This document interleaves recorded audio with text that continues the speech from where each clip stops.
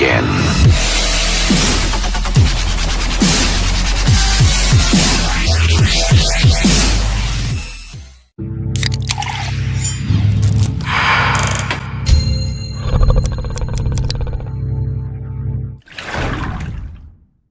Assalamualaikum warahmatullahi wabarakatuh.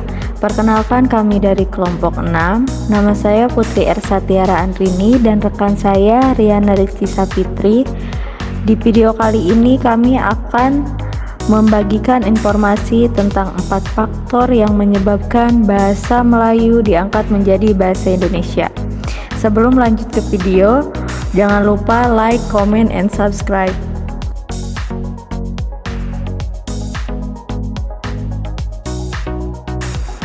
Apa saja sih faktor penyebab bahasa Melayu diangkat menjadi bahasa Indonesia?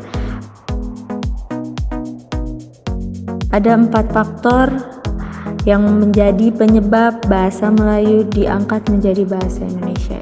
Yang pertama yaitu bahasa Melayu sudah merupakan lingua franca di Indonesia, bahasa perhubungan dan bahasa perdagangan. Yang kedua yaitu sistem bahasa Melayu sederhana, mudah dipelajari karena dalam bahasa Melayu tidak dikenal tingkatan bahasa atau bahasa kasar dan bahasa halus. Yang ketiga yaitu suku Jawa, suku Sunda, dan suku-suku yang lainnya dengan sukarela menerima bahasa Melayu menjadi bahasa Indonesia sebagai bahasa nasional.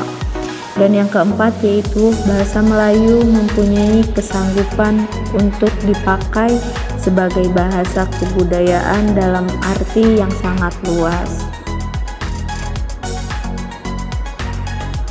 Pada abad ke-15, perkembangan bentuk yang dianggap sebagai bentuk resmi bahasa Melayu karena dipakai oleh Kesultanan Malaka yang kelak disebut sebagai bahasa Melayu tingkat tinggi.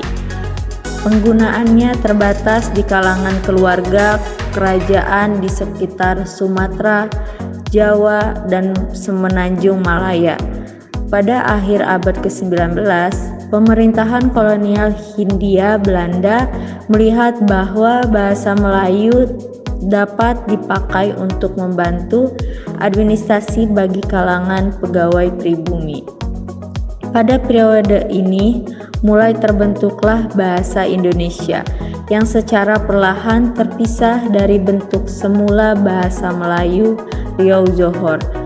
Bahasa Melayu di Indonesia kemudian digunakan sebagai lingua franca, bahasa pergaulan. Namun pada awal waktu itu belum banyak yang menggunakan sebagai bahasa ibu.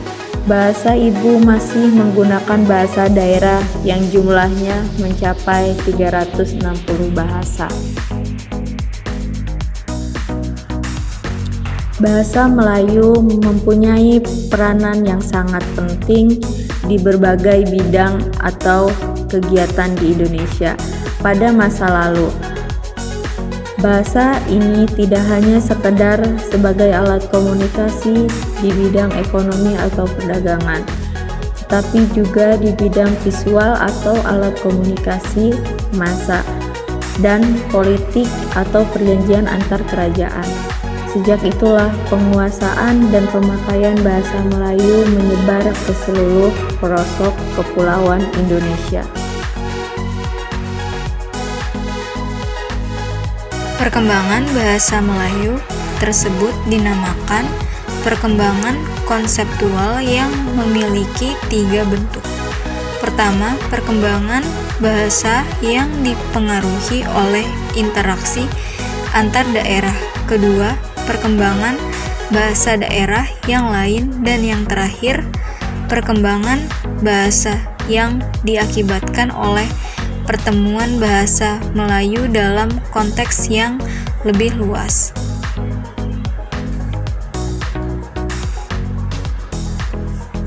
Bahasa Melayu berkembang berdasarkan interaksi dengan lingkungan sosial yang bersinggungan antar ruang dan waktu, yang mana terjadi suatu hal yang sedang mempengaruhi penggunaan bahasa historis tersebut dapat dilihat dari asal-usul bahasa yang merupakan awal komunikasi antar orang yang menggunakan bahasa isyarat ke kata-kata yang semakin komunikatif.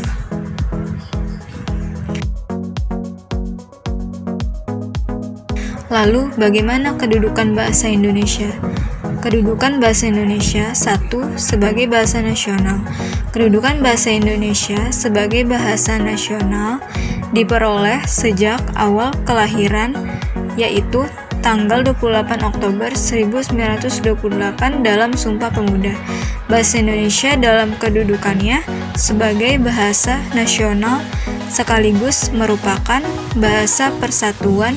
Adapun dalam kedudukannya sebagai bahasa nasional, bahasa Indonesia mempunyai fungsi sebagai berikut: lambang jati diri atau identitas, lambang kebanggaan bangsa, alat pemersatu berbagai masyarakat yang mempunyai latar belakang etnis dan sosial budaya, serta bahasa daerah yang berbeda, alat penghubung antar budaya dan antar daerah. Kedua, kedudukan bahasa Indonesia sebagai bahasa resmi atau negara. Kedudukan bahasa Indonesia yang kedua adalah sebagai bahasa resmi negara. Kedudukan ini mempunyai dasar yuridis konstitusional, yakni bab 15 pasal 36 UUD 1945 dalam kedudukannya sebagai bahasa resmi atau negara.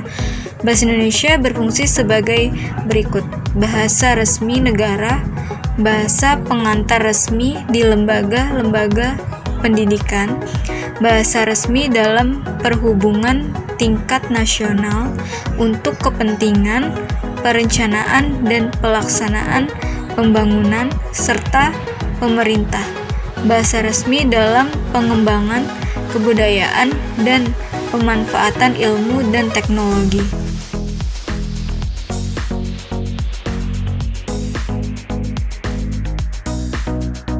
Terima kasih telah menonton video dari kami. Semoga videonya bermanfaat untuk teman-teman semua.